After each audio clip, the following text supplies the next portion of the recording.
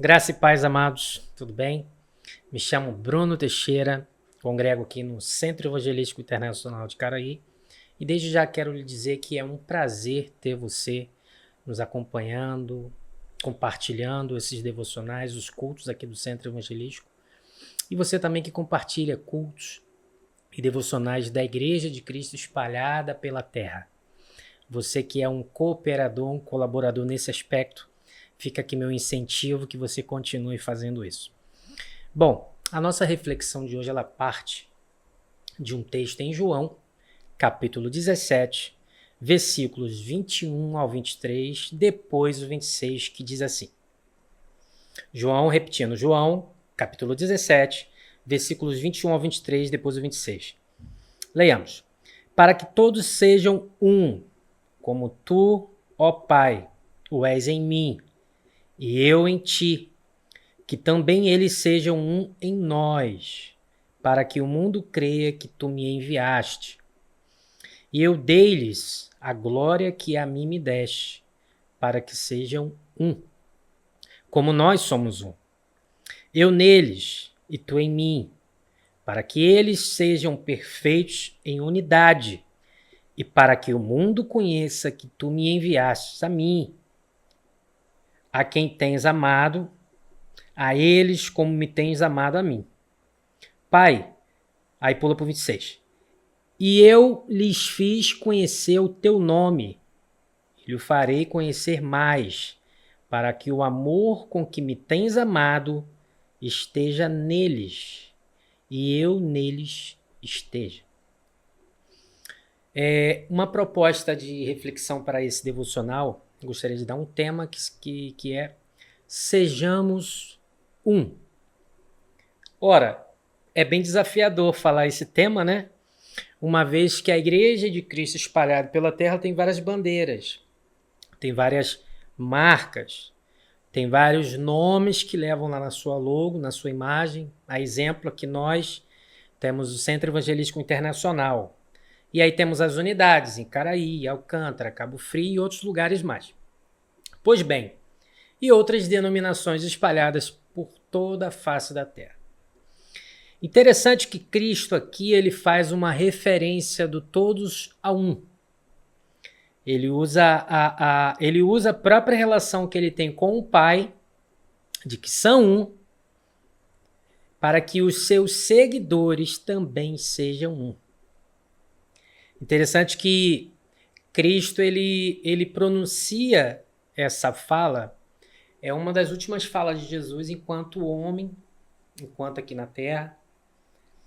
E ele faz essa referência, ele faz essa recomendação, ele dá essa instrução e ele dá essa identidade. Que identidade é essa que ele dá aos seus seguidores? No meio de muitos, que sejam um. Como isso é possível? Se a gente for analisar, aqui tem uma referenciazinha bem interessante que ele fala assim: e eu dei-lhes a glória que a mim me deste, para que sejam um como nós somos um, aqui no versículo 22. Esse versículo ele me faz lembrar muito de Atos 1:8, quando Cristo derrama sobre nós, lá naquela referência lá que nós temos ele faz uma citação, na verdade, e o derramamento do Espírito vai ser no capítulo 2, mas no 1:8 é a última citação de Jesus enquanto homem, e aqui não é diferente.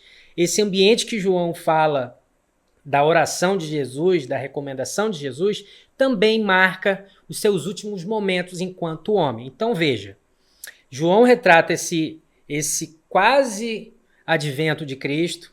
Lucas, lá em Atos 1:8, retrata a última citação de Jesus. E aqui ele fala eu deles a glória. No capítulo 2 a gente vai ver a legitimação desse derramar da glória de Jesus e de Deus Pai sobre nós. Vamos lá, em Atos 2, no capítulo Atos 2, nos versículos 43 ao 47. Eu gostaria de fazer uma reflexão com você de como é possível essa unidade em Cristo. Se nós não estivermos em Cristo, continuaremos demarcando as nossas fronteiras, continuaremos demarcando cada dia mais muros mais altos, as cercanias dos condomínios hoje, cada vez mais elaborados em segurança.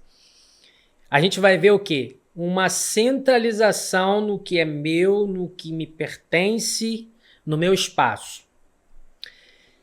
Esse texto de Atos 2, 43 ou 47, eu digo que ele é unicamente desafiador à ministração nos púlpitos de hoje em dia.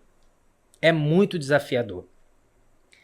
Façam uma reflexão vocês aí, se vocês lembram da explanação desse pequeno espaço aqui, dessa pequena perícope aqui, narrativa de Atos, de Lucas retratando o subsequente ao derramar do Espírito Santo. A gente vê ali várias questões sendo tratadas, questões sendo derramadas, o poder do Espírito Santo sendo derramado sobre aqueles que permaneceram no mesmo lugar, uma recomendação de Jesus. Mas a gente vai ver uma reverberação imediata ao derramamento do Espírito sobre nós cristãos, confessos em Cristo. Volto a dizer, muito desafiador. Se pudessem, rasgariam essa referência da Bíblia. Me perdoem dizer dessa forma. Mas vamos ver o que diz esse tão inibido texto, tão excluído texto, tão reservado texto, mas é uma ação imediata do Espírito sobre a vida daqueles que receberam o Espírito naquele dia, o Espírito do Senhor, que diz assim, do 43 ao 47, e em cada um havia temor, e muitas maravilhas e sinais se faziam pelos apóstolos. Ok. Todos os que criam estavam juntos. Olha a parte aqui que eu gostaria de destacar com você. E tinham tudo em comum. Vendiam suas propriedades e fazendas e partiam com todos, segundo cada um tinha necessidade. E perseverando unânimes, todos os dias no templo e partindo o pão em casa, comiam juntos com alegria e singeleza de coração, louvando a Deus e caindo na graça de todo o povo. E todos os dias acrescentava o Senhor à igreja aqueles que se haviam de salvar. Ora, olha que frase linda. E tudo era comum a todos. A gente vai ver aqui uma narrativa subsequente falando de Ananias e Safira, você já conhece. Ali não foi uma questão de não querer doar, enfim. Ali Pedro deixa muito bem claro o texto que eles mentiram à proposta do evangelho, eles deixaram o inimigo entrar no coração deles e plantar uma sementinha de mentira em detrimento ao que é meu e em detrimento ao que é nosso. Foi porque eles mentiram, não foi porque eles deixaram de doar tudo, não. Então eu quero aqui fazer uma ressalva nessa narrativa subsequente sobre Ananias e Safira, tá? Pontuar isso muito bem, não foi porque eles deixaram de doar tudo, foi porque eles mentiram. Pois bem, a narrativa que a gente está aqui falando, que é uma proposta muito desafiadora, é que o que tinha 10, somado ao que tinha 1, ambos tinham 11. Bruno, esse texto é bem... Eu acho que você está sendo bem tendencioso. Convido vocês a estudarem, convido vocês a estarem lendo, pedindo orientação ao Espírito Santo. Poxa, mas foi isso? Literalmente? Não, existem figurações, existem alegorias, existem metáforas. Pois bem, sinta-se livre, a palavra é acessível a todos. Então o que acontece? Eles entenderam que tudo que eles tinham pertenciam a todos eles, uma vez que eles entendiam qual era o maior bem e único bem da vida deles, que era o próprio Cristo. Poxa, Bruno, complicado o que você está falando. Fica novamente o desafio. Debruce na palavra e peça ao Espírito para que confirme ao seu coração. Esse texto que a gente está lendo aqui, irmãos, comentando, é uma ação imediata do derramamento do Espírito. Ora, deixaram de procurar e de zelar por aquilo que era meu para o que era nosso. A proposta do nosso devocional é que sejamos um. Então, uma reverberação imediata do derramamento do Espírito é gerar unidade. Jesus ele usa a referência dele e do Pai.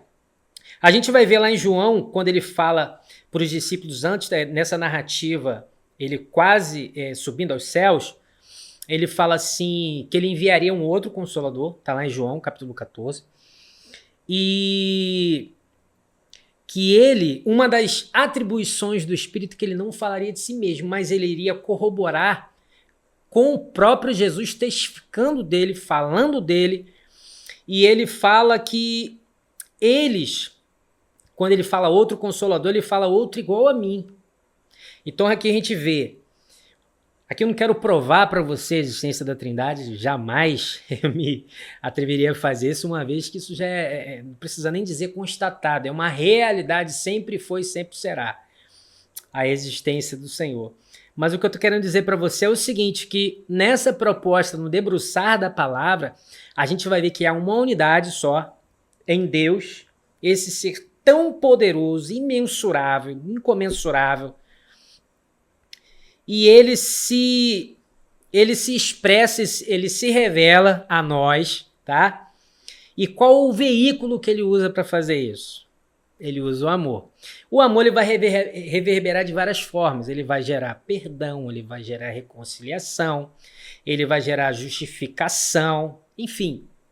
Todas as ações que Cristo promoveu na cruz, tudo aquilo dali que ele promoveu, vem tudo no viés deste amor que o Pai tem para conosco.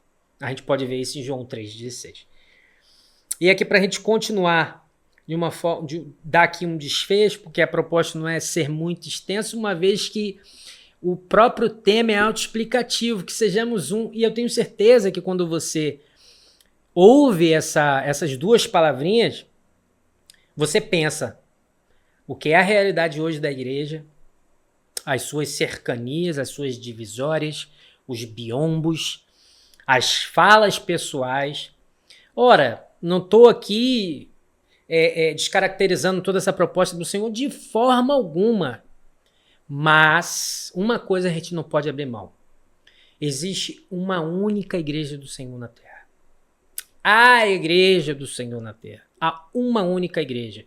Claro que isso vai se reverberar de várias formas de ação. Um vai atuar mais a gente vai ter igrejas que vão atuar mais na área de intervenção, na área social. Outros na área evangelística, outros na área de libertação, enfim, multiforme graça do Senhor. Mas uma coisa é essencial. Aí não é uma questão de perspectiva. É que a unidade em Cristo, o nome já está dizendo, unidade, um. Que sejamos um, uníssonos no Senhor. E eu gostaria de ler um texto muito legal, muito bacana, muito conhecido. Já que eu falei que a proposta do Senhor sempre foi o amor e o que ele provoca em detrimento a isso, e a gente está falando aqui que sejamos um, eu não vejo nenhuma outra forma que seja possível gerar unidade se não for pelo amor. E esse texto ele é maravilhoso, eu tenho certeza que você já ouviu e já o leu muitas vezes, já ouviu ministrações várias vezes, mas eu gostaria de reiterar com você nessa tarde. Dos versículos 1 ao 7, que diz assim, 1 Coríntios capítulo 13, 1 ao 7, diz assim, ainda que eu falasse as línguas dos homens e dos anjos e não tivesse amor, seria como o metal que soa ou como o sino que tine. E ainda que tivesse o dom de profecia e conhecesse todos os mistérios e toda a ciência, ainda que tivesse toda a fé, de maneira tal que transportasse os montes e não tivesse amor, nada seria. E ainda que distribuísse toda a minha fortuna para o sustento dos pobres, e ainda que entregasse o meu corpo para ser queimado e não tivesse amor, nada disso me aproveitaria. O amor é sofredor, é benigno. O amor não é invejoso, não trata com leviandade, não se ensoberbece, não se porta com indecência, não busca os seus interesses, as suas próprias cercanias, as suas próprias fronteiras, suas próprias demarcações. Vamos lá. Não se irrita, não suspeita mal, não folga com a injustiça, mas folga com a verdade. Tudo sofre, tudo crê, tudo espera, tudo suporta. Aqui a gente tiraria aqui inúmeras lições. Inúmeras lições. Mas eu gostaria de frisar unicamente a unidade em Cristo Jesus. Que nós venhamos ter um mesmo parecer com Cristo. Que nós venhamos seguir Cristo. Que nós venhamos reverberar o amor de Cristo. E aqui a gente viu várias facetas desse amor. Ele não busca seus próprios interesses. E isso me gera uma ação de movimentar-me em direção ao outro. Desejar para o outro o que eu quero para mim. Oferecer ao outro o que eu tenho, compartilhar com o outro o que eu tenho. Parece loucura tudo isso. Mas tem um texto que diz que o evangelho é loucura para os que perecem. E ouso dizer que é loucura para muitos que estão dentro da igreja do Senhor. Essa metanoia, essa mudança de mente, ela é necessária para todos aqueles que são seguidores de Jesus. Que venhamos ser um. Que venhamos ter o mesmo parecer, uma mesma voz. O mesmo Cristo. Infelizmente tem muitos cristos por aí. Tem muitas bandeiras hasteadas por aí. Interessante que o Jeová Nissi, o Senhor é a minha bandeira. Ele nos chamou para sermos um. Então a proposta desse devocional é: sejamos um em Cristo. Desafio você. Se você se sentiu confrontado com esse devocional, com essas tratativas, com essas observações e reflexões, ore ao Senhor. Pergunte a Ele. Ninguém melhor do que Ele para te direcionar, para encher o seu coração de verdade, como diz aqui. E que você possa tomar uma decisão mediante a essa sinalização e essa voz do Senhor. Muitas vezes a gente entende que estamos errados, que a gente precisa mudar, mas a gente não tomou uma direção diferente.